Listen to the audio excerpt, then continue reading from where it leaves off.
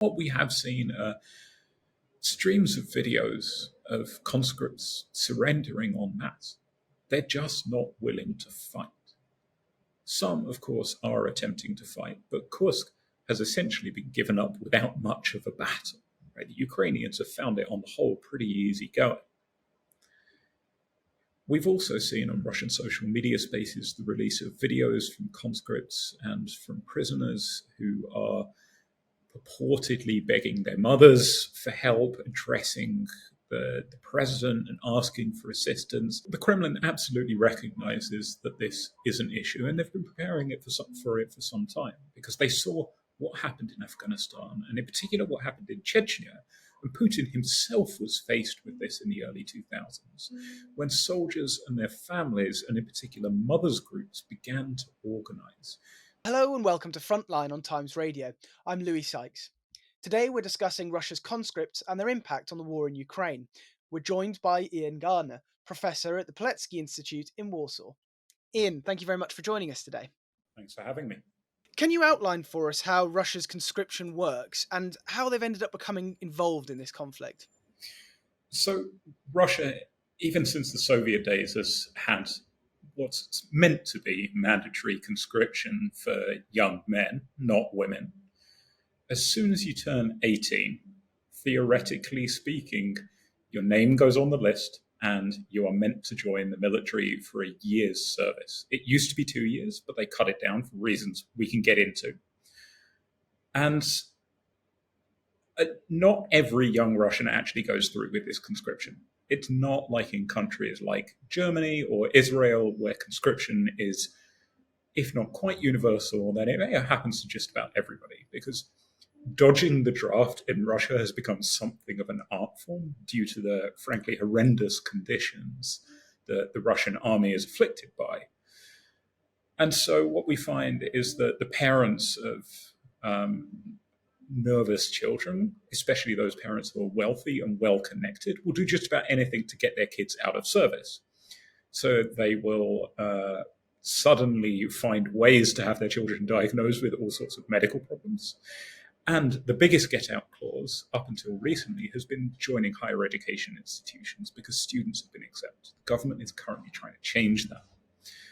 And so up until the age of what was 27 and has now advanced into the 30s as the government seeks bodies for war, children were liable, or young men were liable, to be called up into the forces. And how did they become involved in the conflict with Ukraine?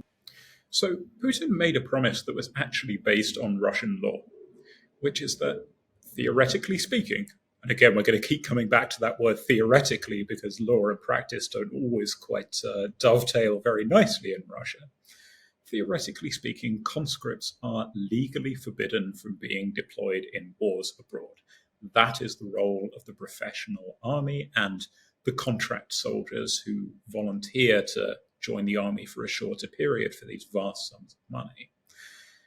However, conscripts have now been drawn into the war because Ukraine invaded Kursk. And Kursk is, or was, defended by a pretty ragtag bunch of conscripts who simply weren't expecting to be involved in any real fighting. Now, that's a slightly simplified version, because we know that a handful of conscripts have already been fighting in the war, but now we're seeing them involved in a much larger number. And as Putin seeks more bodies again to throw into that hole in Kursk, he may well find that he needs to use more conscripts, and he no longer has to address that little get-out clause of the foreign war, because they are fighting on home soil.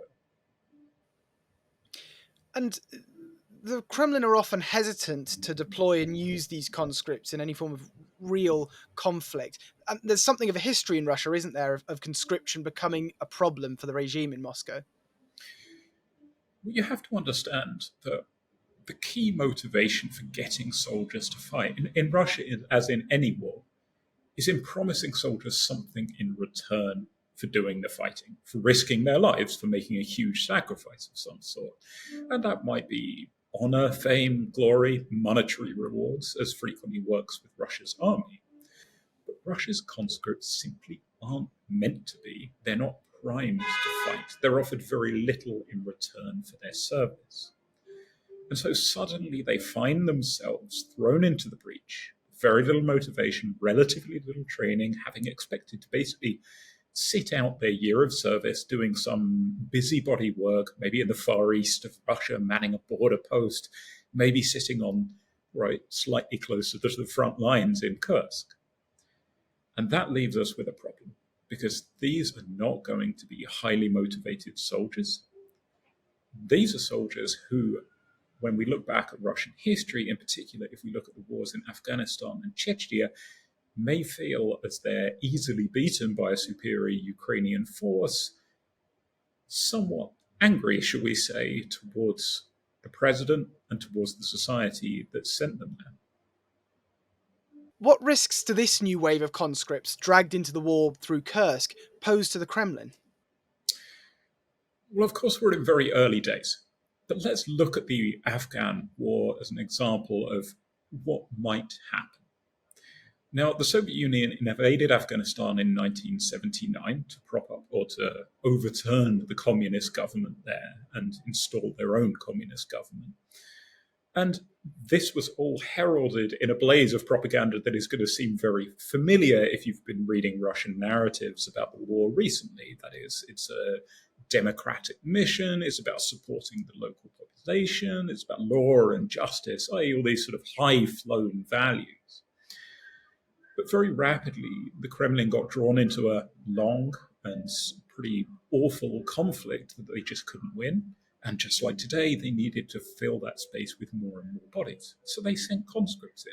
Conscripts who were part of a Soviet Union that was rapidly unraveling, who didn't see much value in fighting, who didn't really see the need for a war at all, and who certainly didn't get any rewards when they came home. They weren't fated as heroes. They weren't given the special benefits that, for example, their grandfathers had been when they came home from World War II. And what happened to this group of conscripts was that they felt sidelined by society, especially in the 1990s, as Russia collapsed in the post-Soviet era. And they basically became, not all of them, of course, but many of them, these young, traumatized, disappointed men became involved in criminality. In the criminal gangs, in the mafia, they rented themselves out as mercenaries and fanned out across the post-Soviet space and ended up everywhere from Belarus to Tajikistan, assisting authorities and the opposition as well in carrying out violent acts. And at home, of course, what they effectively were doing was perpetuating, if not quite a civil war, then forms of violence and forms of organized, forceful opposition that challenged state authority. And so one has to wonder, as the young men today who are struggling in Ukraine, who are committing violence in Ukraine, who are encouraged to commit violence in Ukraine with very little reward, begin to filter home, where will they end up? And as you write in your article in the New Statesman, the Kremlin certainly seems to be worried about this, especially in Kursk. What are the ways they're trying to sort of get ahead of this problem? Well, the Kremlin absolutely recognizes that this is an issue, and they've been preparing it for some time, because they saw what happened in Afghanistan, and in particular what happened in Chechnya.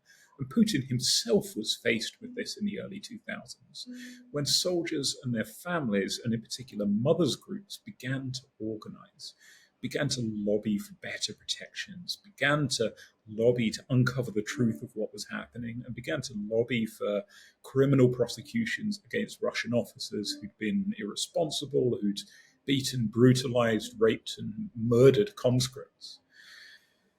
And so the state has begun to organize essentially fake groups of soldiers' mothers and soldiers' widows to purportedly advocate on behalf of soldiers. And it is very, very hard to tell in these spaces when you see the websites, when you see the PR campaigns, when you look at the social media groups, what are the real groups trying to do this? And what are the Kremlin's groups? Because some of the names are really only divided by one or two words. Unless you really dig into it, you just can't tell what's real and what's fake. Has there been any signs of reaction yet then from the conscripts themselves, especially in Kursk? So what we have seen are streams of videos of conscripts surrendering en masse. They're just not willing to fight. Some, of course, are attempting to fight, but Kursk has essentially been given up without much of a battle. Right? The Ukrainians have found it on the whole pretty easy going. We've also seen on Russian social media spaces the release of videos from conscripts and from prisoners who are purportedly begging their mothers for help, addressing the president and asking for assistance, detailing bad conditions at the front, and detailing also alleged violence conducted by the Ukrainian military. And I stress allegedly, because once again, we must imagine that the Kremlin may be flooding these spaces with its own fake videos in which it is the Ukrainian army that is conducting violence against conscripts rather than the Russian authorities' own incompetence at allowing Ukraine to invade part of its sovereign territory. Obviously, the war being in Ukraine is largely fought, as you say, by these mobilized or contracted soldiers. How do they differ from the conscripts? And do they present their own threats as well to Putin?